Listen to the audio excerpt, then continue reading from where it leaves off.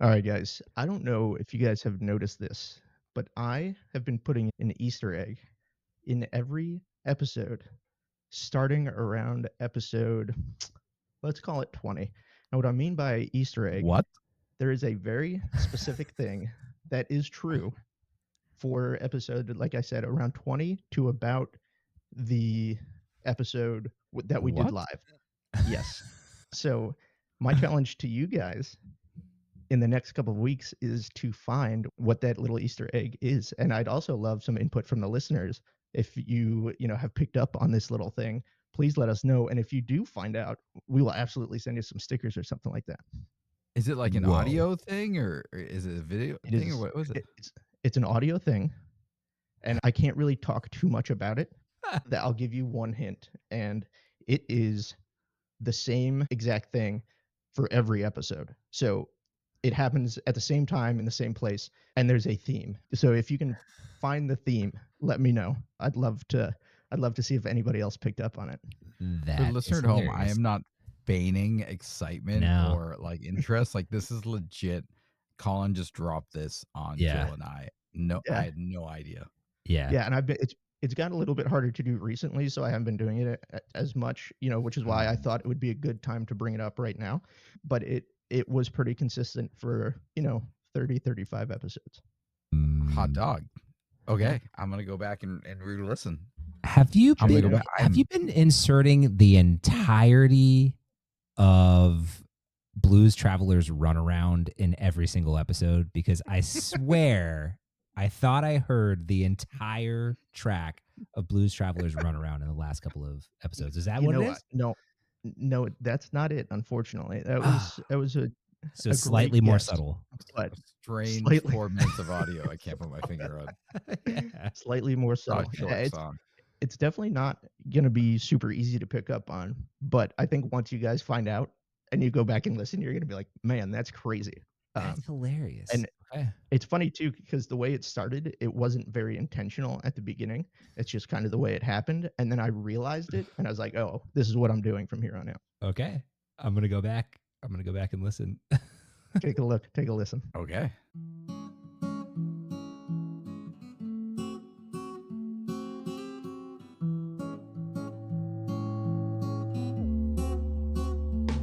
Welcome to Stop Wasting Your Wine, a wine review podcast where we waste our wine so you don't have to. On this episode, we review. A red wine from Spain. Welcome to the show. My name is Colin, and I am joined by two gentlemen of extraordinary caliber. You know them, you love them. Joel and Aaron, how are you guys doing this evening? Doing High caliber. awesome. Yeah. How Oh, you yeah, doing, Colin? Oh, good.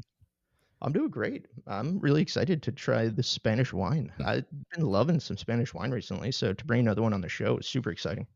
I feel like I got a winner. I'm stoked. I am stoked. We're gonna get into it more later, but like I feel like I found something neat. I hope you're right. I Yeah. will tell you, you've already won a point because at the very least, where your bottle of wine was located today at the store was right next to the Barona. So I picked up a Barona Rioja as well. So either way, I have won today. I'm not sure about this wine that we're trying today, but I know that one's going to be good. No, for your convenience, always, sir. I appreciate it. He's so thoughtful. It's so thoughtful. High That's what caliber everyone says gentleman. about me. That's what I'm saying. It's Just such only the good best caliber. around here. Wow. Only the best. Love Well, it. we have an awesome show for you this evening. We are going to play a new game called High or Low. Aaron is taking over the learning segment today, and we're going to play a little Mhm. Where's the Lie? And we are trying a new wine, as we mentioned, from Spain. Before we get into all of that, Joel, can you tell the listener at home a little bit more about what we're drinking this evening? Oh, I would be delighted to. Yes. Okay. So we mentioned that we are drinking a red wine from Spain. More specifically, this is the URO Finca La Rana from 2020. This is a Tempranillo from the Toro region. Pretty big one here. We got a 14.5 ABV, and we picked this up for $20. As I said, I'm super excited to try this one. Aaron, you want to give the folks at home a little bit more into why you chose this wine? Yeah, absolutely. So I went into this one actually very intentionally because we've been talking so much about the Rioja that we had, the Barona, and it's held up so well. Mhm. And I've actually gone to Total Wine a few times and grabbed a couple different Riojas, and they've all been kind of nice. But I'm like, you know what? We found this one region, this one style of wine that we liked. And I did some digging, and I actually found a couple websites that were like, hey, if you like Rioja, you should try wines from Toro, because it's just kind of like a little more niche, a little more, and we'll get into the specifics of it in a moment, but it's kind of like that next level Spanish red. And I figured, you know, like we like the Rioja so much, let's delve deeper into kind of this world of Spanish reds. And this one had the James Suckling magic sticker for 91 points. Yeah. That's pretty high Ooh, praise. So it Jimmy seemed like a Stuck. good place to start. Yeah, Yeah. absolutely. And I think we talked about this last episode, but I think the region of Toro could definitely be a region where you find some value because it's just not as well known as at Rioja or even Ribeira del Duero, which are considerably more famous for their Tempranillo. So it'll be interesting to see what this region has to offer in terms of value. Can I also just give us some flowers here for a second? Because we are doing, I think, a bang up job of finding new regions every week, coming in here with something new. I think that's awesome. For the most part, they've been really cool winners too, and just kind of like really Absolutely. expanding our horizons. So just, I think we're doing. Can we pat ourselves on the back? I know we don't do that all the time. Don't like to toot our No, own horn, but I toot, love when you we're just doing it. lean into your Gen Z-ness and, you know, give yourself some flowers.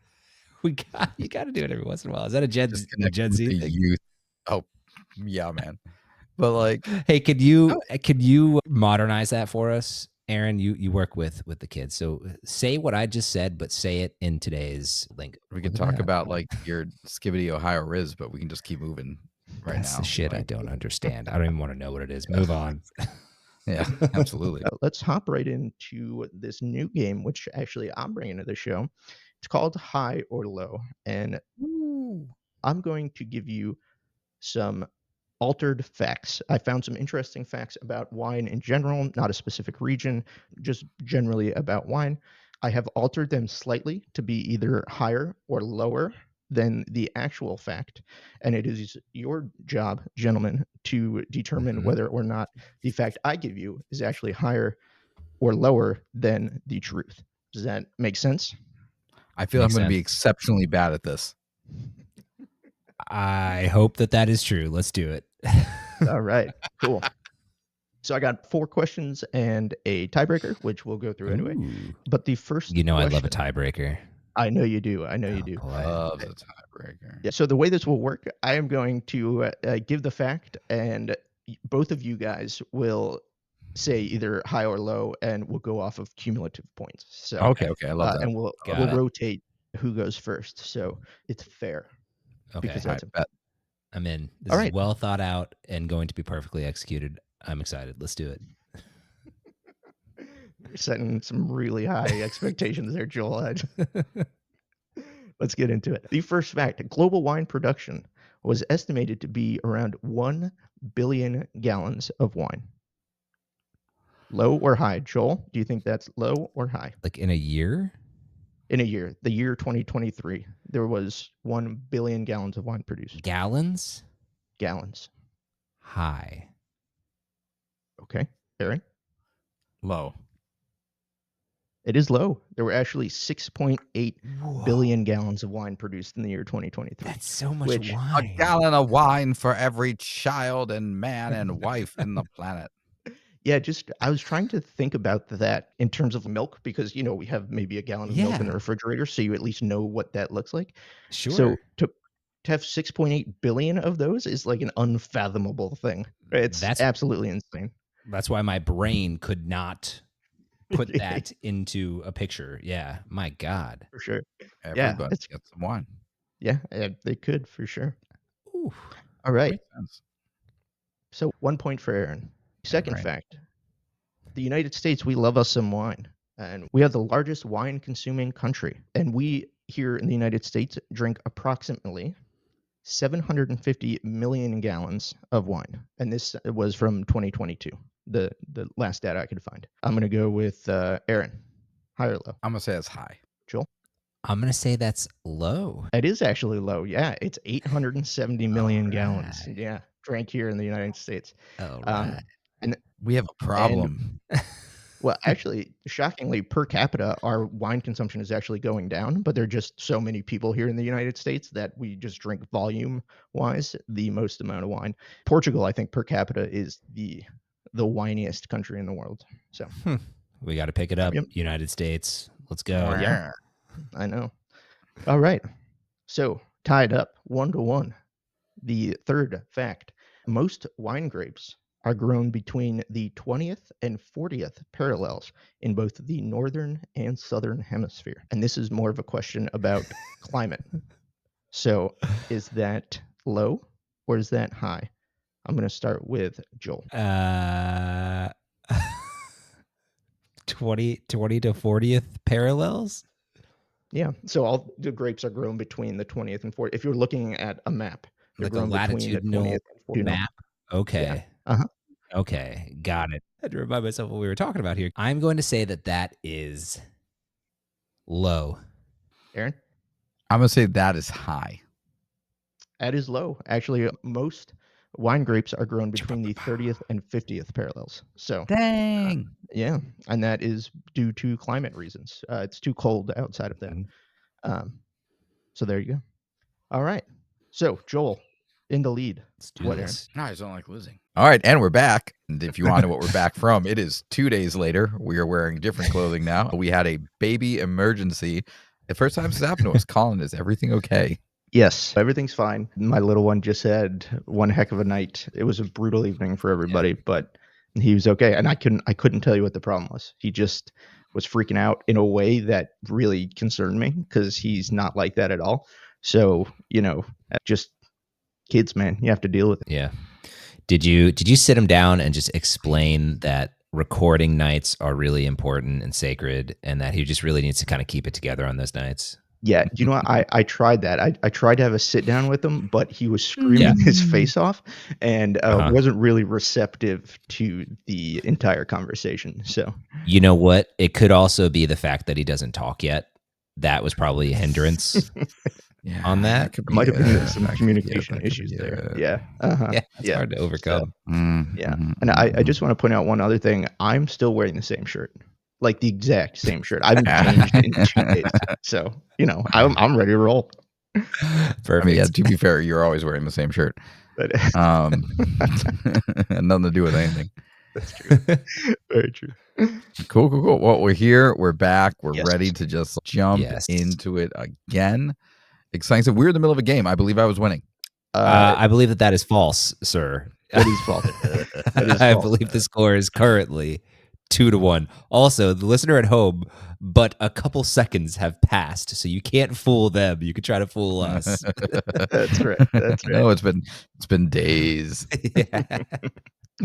All right. Well, we were playing a little high-low, so we're going to jump right back into the fourth question here. Joel leading 2-1. I don't remember Yes. who went first last time, and I don't think it matters at this point because there's been such a pause in the game. So I'll just let Aaron, No one since knows. you're behind, I'll let you catch Since up I'm on this winning. potentially. So, all right, Oh, okay. high or low. Mm. It takes approximately 1,000 to 1,200 grapes to make a single bottle of wine. I'm gonna say it's high. Okay, Low. that is high. Well done, Aaron. Oh, okay. It actually only takes about 600 to 800 grapes to make a bottle of wine. So there you go. It still seems like a lot of grapes.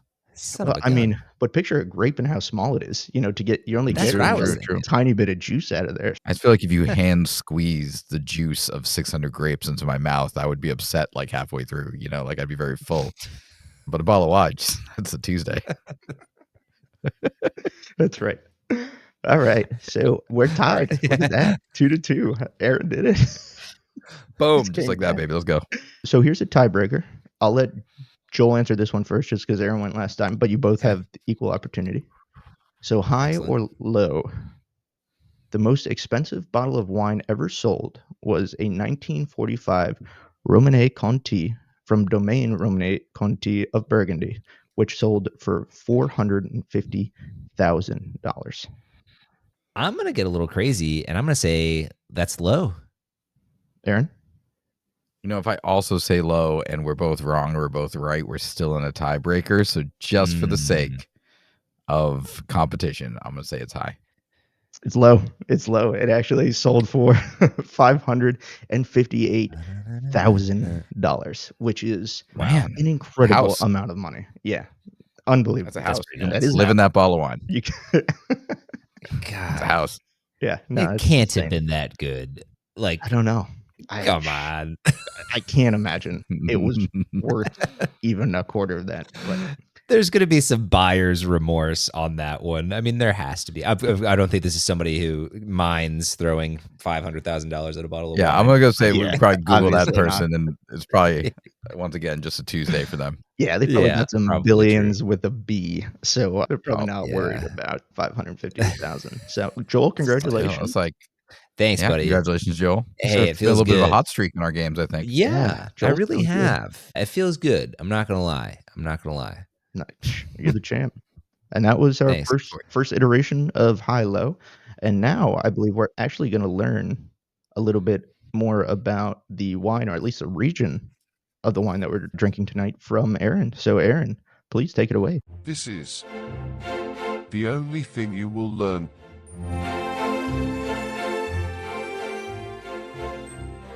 Yeah, absolutely. We're going to play another game that is equally silly to guessing high or low numbers. Although, once again, I really enjoyed that because now I have like these numbers in my head, and that was helpful and a fun way to learn it. So we played this game once before when we did our Burgundy episode. This game is called Where's the Lie?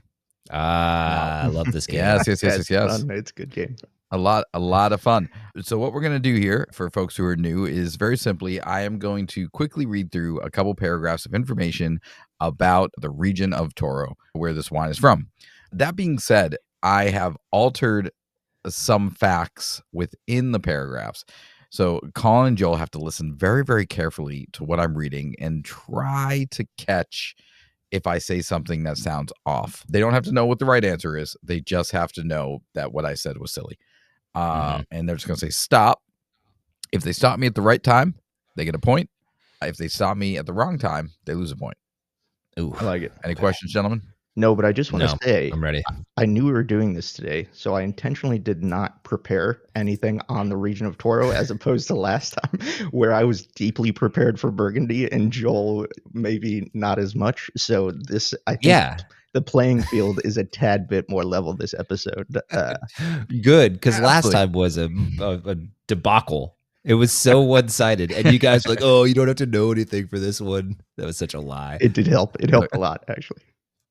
And what's good, I'm going to state that you just got to listen closely. The facts that I changed are silly, and I do think they increase in ridiculously as the paragraphs go on. So just listen closely, learn about this, and see if you can spot the errors. Here we go. Let's do it. Where's the lie? Here we go. Toro is a wine region in northwest France. Stop. Zamora province. Lie. Colin got it. Northwest Spain's Zamora province. In the Castilla y León region, it's located in the Douro River Valley between the Ribera del Duero to the east and Portugal's Douro region. The region's history of winemaking dates back to the ancient Egyptian times, but it became... Lie. Gotta speed it up, Joel. That is... No, Colin got you again. Yeah, I got... What are you talking about? I totally got that one. There's a delay. Sir. Okay, go. Yeah. Winemaking dates back to medieval times, but it became an official denomination de origine protegida, DOP, Perfectly in the said. late 1980s. Stop. That was true. 2 to -1. Here we go. Toro is known for its full-bodied red wines made from the indigenous Tinta de Toro grape, a strain of Pinot Grigio. Stop. The wines are known... I'm going to give that one to Joel. Thank you. No shot. No, the audio delay is like outrageous then, because that's what's going on, because I was like, Colin, it wasn't a lot, but it was a half second before you. I swear. Said stop. Colin beat you. I just feel bad because I do think you have a delay. From my audio, from hearing it, Colin has beat you every single time, but your face is telling me that I think you're hearing the audio at a different speed, which doesn't feel super fair. Yeah. That being said, it was Colin. So it was not Pinot Grigio, it is Tempranillo. It was Joel. Am I not getting that one? Anyone? You know what? We're going to put Joel back to 0. You guys tied. Okay, How about that's that? fair. I'll give it to him. The wines are known for their intensity, richness, and concentration, with characteristics such as sandpaper texture, Stop. velvety texture, toasty barrel notes, and a balance of power and elegance. The region's continental climate, with long summers and cold winters, and its sandy, stony soils. Guys, it's Colin every time. Colin's beating you by like 5 seconds. I don't know what to tell you. That one he got me by a hair. I will agree with you on that one. Okay. Yeah. Colin's winning 4-0. The region's continental climate, with long summers and cold winters, and its sandy, stony soils contribute to the wine's flavors. The grapes grow at altitudes between 600 and 750 meters below sea level. Stop. And the region's, Colin again, it would be above sea level. And the region's producers can rely on cool nights to help maintain the freshness until harvest time. As Ricardo Arambari, CEO of Vinte Wine Group, puts it, Toro has 3 seasons of terrible weather and 1 season of the absolute worst weather. Stop. Oh, that's cute. That is a real quote, and it's so ridiculous. And I put it in there knowing that you guys would be like, no, that has to be like better weather. No, I thought that it was is the cute. quote. Oh, Yeah, no, I 3 thought for seasons of- sure. Yeah, that's crazy. Yeah. What a great quote, though, right? That is a good quote. It's hilarious. Yeah. 3 seasons of terrible weather and 1 season of the absolute worst weather. This guy is not on the Toro tourism board. The region is named after the town of Toro, a futuristic settlement located on the Douro River. Ancient settlement located on the Douro River, 40 miles east of the Portuguese border. The Spanish word Toro means bull, which some say is a fitting symbol for the region's wimpy baby wines. Stop. Why was there even hesitation there? Robust. That is it. Thank you for Where's the Lie. Colin wins 700-1. That was some good information, Aaron. So thank you for that. I think we learned a little bit about the region and its terrible, apparently, weather. So that's I don't ever want to go there. Yeah. No, but we're about to drink some wine from there. So I think this would be a good opportunity to go ahead and get into the wine. Let's do it.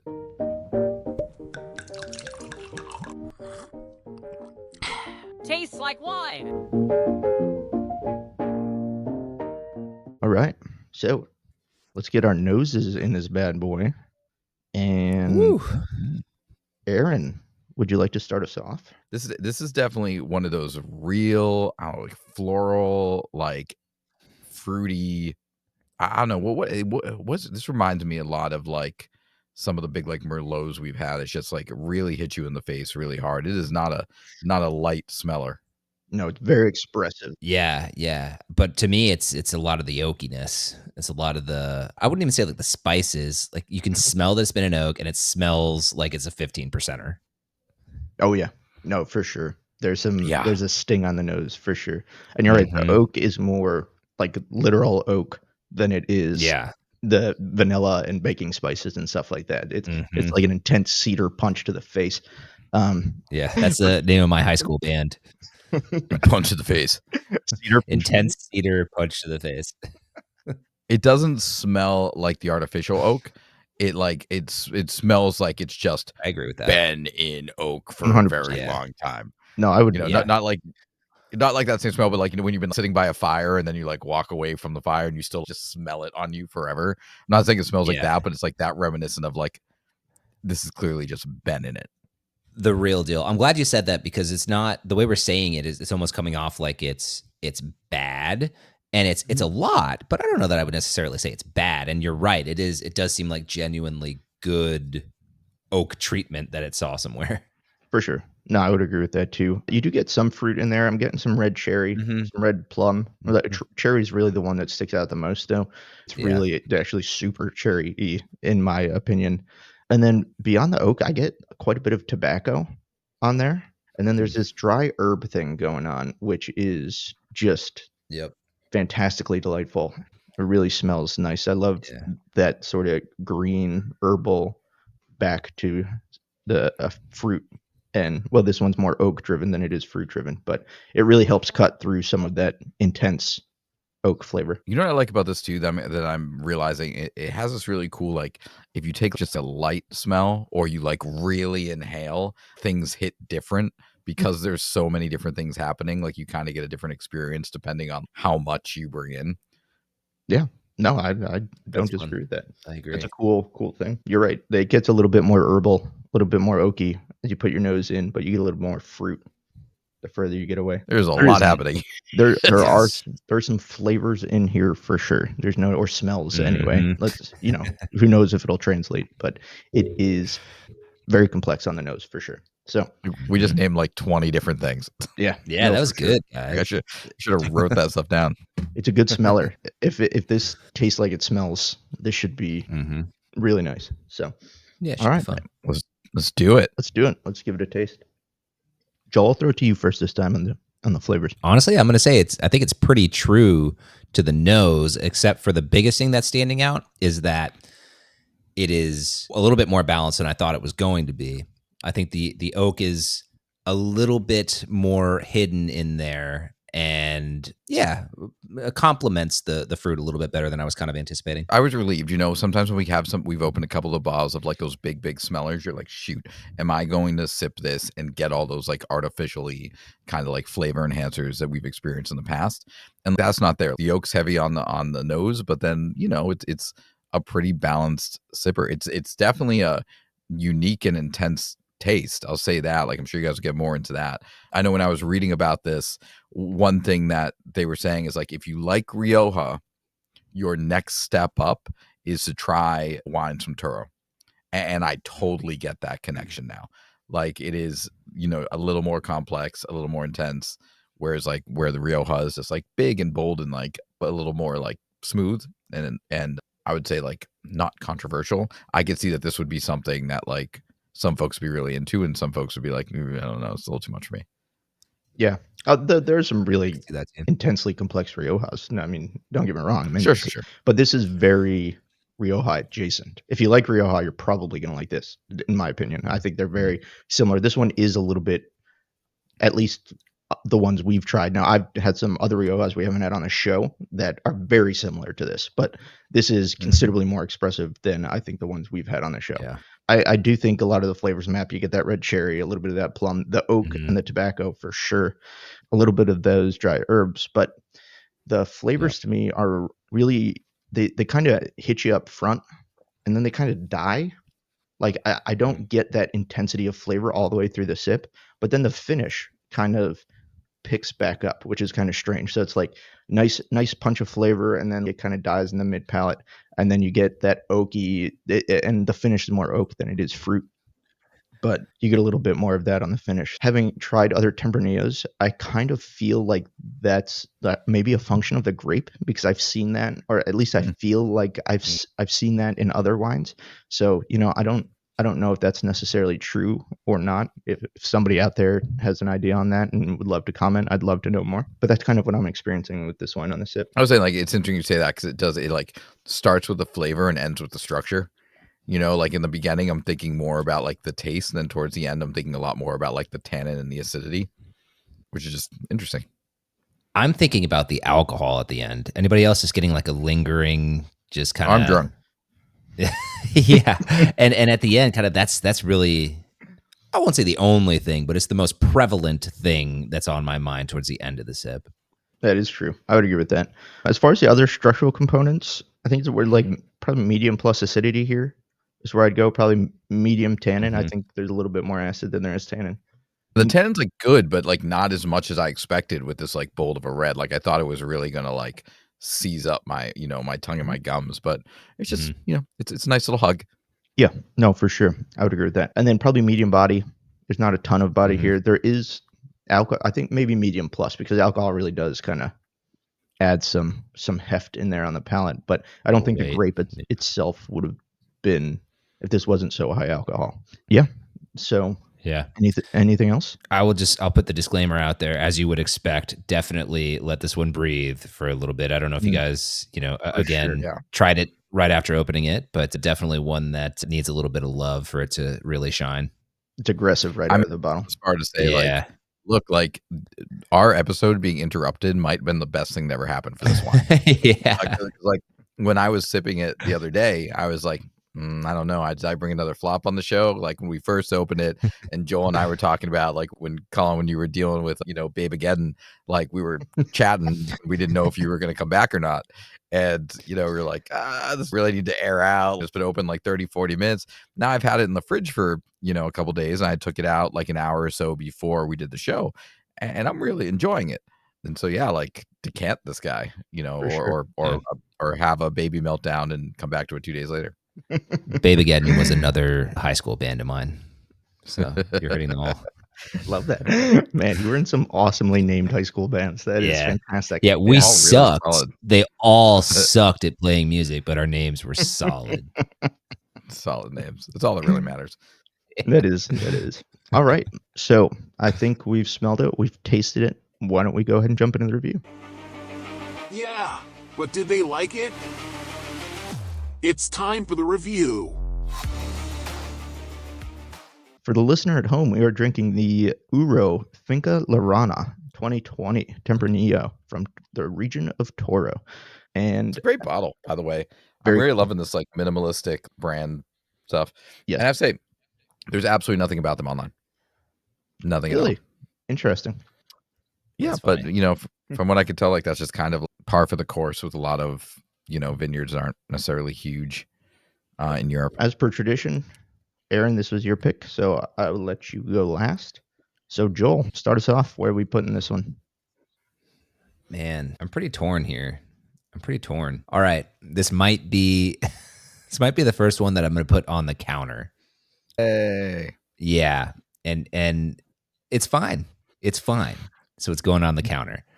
There's not a whole lot here that I am really, really enjoying, and there's nothing that I'm not. You know what I mean? Like it's That's fun fair. to pick out some of the flavors. I don't think they're necessarily, doing anything too cool or too overwhelmingly pleasant. It's kind of there. I would, I'd put this again. The point of am I the first person to put something on our counter? I think so. Yeah, I think since so. we officially So- launched it. Yeah. Yeah. So reminder, it's fine. It's going on the counter is kind of the vibe there. And that's pretty much how I feel about this one. Yeah, no, I think that's fair, and I wish the beginning of the sip lasted. Like, I wish it went all the way through, because to me, that first sip, even though it's like super bold and expressive and in your face, like that was a kitchen table sip. Like, I really enjoyed it, even though this is probably a lot bigger of a wine than I might usually enjoy. Like with the herbs and the tobacco and the oak, there's a lot going on. But then as it kind of passed over the palate, the rest of the sip wasn't as good as the initial sip, and that's kind of true as I've been drinking it. So I think Yeah. I too am going to put it on the counter because it's fine. I think if you're cooking a steak or something like that, this would be a fine wine to have it with. I think it's bold enough to stand up to a nice big steak. Mhm. But am I sipping this regularly? Probably not. So I'm not enjoying it. It's fine. Yeah. But definitely not one of my favorites. You know what it kind of makes me think of too? I think you're saying the same thing here. It's almost like having a plate of like 3 different things that are all fine, but in no way complement each other Harmonious. or anything like that. Like they're fine, and you'd Uh-huh. go through and you'd eat them and cool, but it's not one of those meals where it's like, oh my God, how'd they put this together? Sure. Yeah. No, I don't hate that. I completely hear what you guys are saying, and as a reminder to the listener at home, the counter is that wine that you drink. It's fine. You're watching TV or you're cooking dinner. You're just hanging out. You pour yourself a glass. It's fine, but you're not necessarily bringing it out. I think the one thing for me that is shifting this from the counter to the edge of the kitchen table is just the uniqueness of the region and the uniqueness of the taste, because it's not bad.